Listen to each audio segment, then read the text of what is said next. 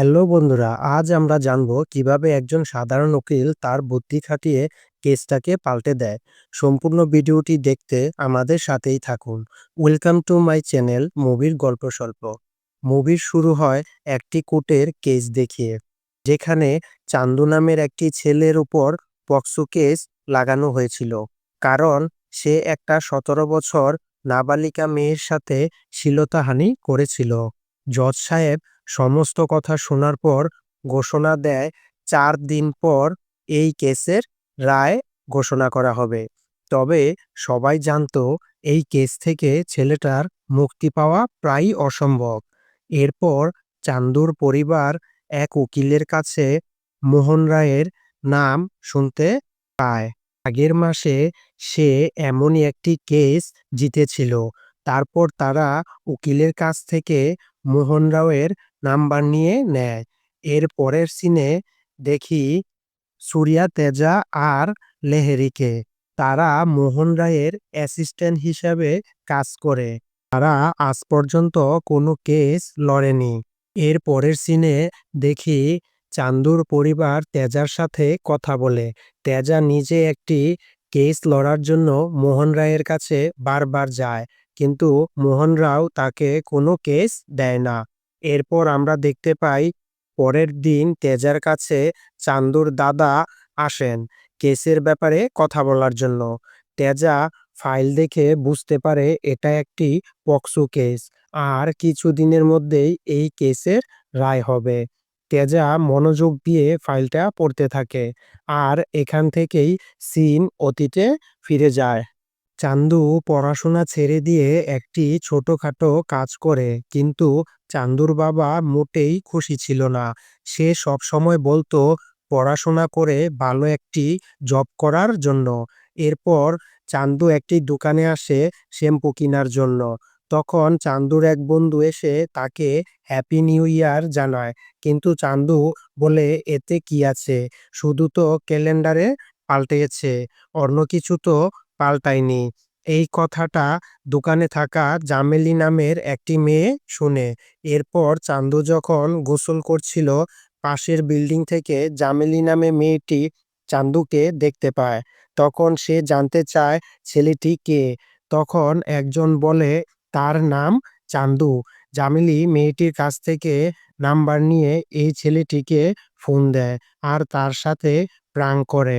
এরপর সিন পরিবর্তন হয়।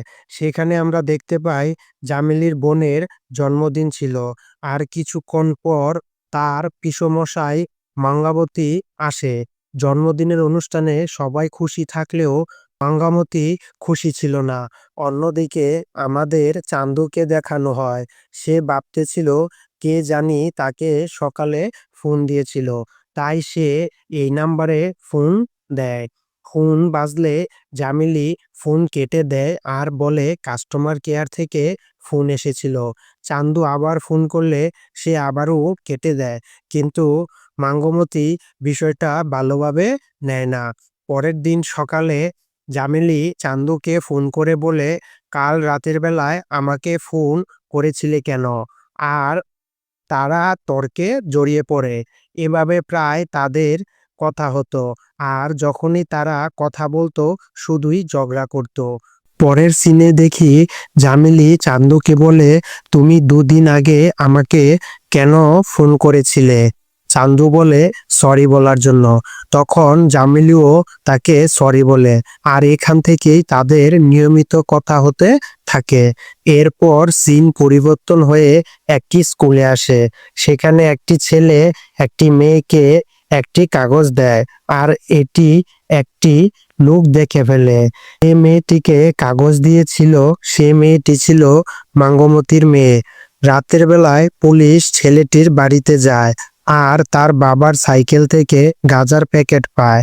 তাই পুলিশ ছেলেটির বাবাকে ধরে নিয়ে যায়। সেখানে আমরা মাঙ্গমতিকে দেখতে পাই। তখন মাঙ্গমতি বলে, তুই আমার মেয়েকে লেটার দিয়েছিলি। ছেলেটি বলে সেটা লেটার ছিল না, সেটা ওয়ার্কশিট ছিল। মাঙ্গবতী বলে, এটা তুই জানিস আর আমার মেয়ে জানে, কিন্তু মানুষ তো বলবে একজন দুধওয়ালার ছেলে মাঙ্গমতির মেয়েকে লেটার দিয়েছে। এই বলে মাঙ্গবতী সেখান থেকে চলে যায়। পরের সিনে দেখি চান্দু জামিলীকে প্রায়ই দেখা করার কথা বলতো, তবে জামিলী বলে সঠিক সময় হলে নিশ্চয়ই দেখা করব। কিন্তু জামিলী একদিন তার বান্ধবীর বাসায় পড়তে আসে। সেখানে কোনো একটা কাজের জন্য চান্দু আসে। তখনই জামিলীর বান্ধবী তাকে নাম ধরে ডাকে, যেটা চান্দু শুনতে পায়। তবে সে বুঝতে পারছিল না আসলে জামিলী কোন মেয়েটা। তাই সে জামিলীর ফোনে ফোন করে, আর জামিলী ফোনটা কাটতে গেলেই সে বুঝে যায় কোন মেয়েটা। এরপর চান্দু অনেকবার ফোন দেয়, কিন্তু জামিলীর ফোন বন্ধ পায়। হঠাৎ একদিন চান্দুর ফোনে ফোন আসে, আর চান্দু কথার মতো সেখানে এসে দেখতে পায় নিথার জন্মদিন পালন করছে। জামিলী একটু দূরে গিয়ে দাঁড়াতেই চান্দু সেখানে গিয়ে জামিলীকে বলে, এই কয়েকটা দিন আমার যে কি খারাপ লেগেছে সেটা যদি তুমি বুঝতে। তখন জামিলী বলে, আমারও যদি একই খারাপ লাগে। তখন তারা একে অপরকে জড়িয়ে ধরে। এরপর থেকে তারা এদিক সেদিক ঘুরে বেড়াতো। এমনকি চান্দু জামিলীকে বাড়িতে নিয়ে গিয়ে মা ও বোনের সঙ্গে পরিচয় করিয়ে দেয়। এভাবে তাদের দিন ভালোই কাটছিল। একদিন জামিলী বলে সে দেখা করতে আসতে পারবে না, কারণ সে বোনের বিয়েতে যাবে, আর সে শাড়িও পরবে। বাস, আর কি, চান্দুও সেখানে হাজির। আর জামিলীকে শাড়ি পরা দেখে চান্দু অবাক হয়ে তাকিয়ে থাকে। এরপর দেখি চান্দুর এক বন্ধু চান্দুকে বলে, জামিলী প্রায়ই তোর বাড়িতে আসে। যদি তোর বাড়িতে কেউ না থাকে তাহলে তুই কি করবি? তখন চান্দু বলে, তুই যেটা অনুমান করছিস সেটা কখনো হবে না। এরপর চান্দু বাড়ি যাওয়ার জন্য বের হলে সেই বন্ধু সাথে আসে। কিছুটা দূরে যেতেই চান্দুকে একটি ফার্মেসিতে দাঁড়াতে বলে, আর সে সেখানে কিছু একটা কিনে। এরপর চান্দু বাড়ি ফিরলে সেখানে আমরা জামিলীকে দেখতে পাই। কিছুক্ষণ পর তার বাবা খেতে আসলে তারা জামিলীকে ঘরের ভিতরে পাঠিয়ে দেয়। এরপর চান্দুর বাবা খাচ্ছিল, তখনই তাদের বাড়ির সামনে দুটি গাড়ি এসে দাঁড়ায় আর জামিলীকে বের করে দিতে বলে। কিন্তু চান্দুর বাবা বলে সে কিছুই জানে না। তখন বলে, তোর স্ত্রী ও ছেলে সব জানে। এরপর জামিলী নিজে থেকেই বের হয়ে আসে। তারপর চান্দুকে নাবালিকা মেয়েকে আটকে রাখার জন্য ধরে নিয়ে যাওয়া হয়। পুলিশ ফোন করে বলে মেয়েকে নিয়ে থানায় আসার জন্য, যেন চান্দুর নামে কেস ফাইল করতে পারে। কিন্তু জামিলীর মা থানায় যেতে বাধা দেয়। তখন মাঙ্গবতী এক উকিলকে নিয়ে থানায় যায় আর চান্দুর নামে পক্সো কেস ফাইল করে। এরপর পুলিশ চান্দুর পরিবারকে কেস ফাইলের এক কপি দিয়ে আদালতে আসতে বলে। এরপর আদালতে চান্দুর পক্ষে ও বিপক্ষে সব তথ্যাদি ও সাক্ষীর বয়ান শোনানো হয়।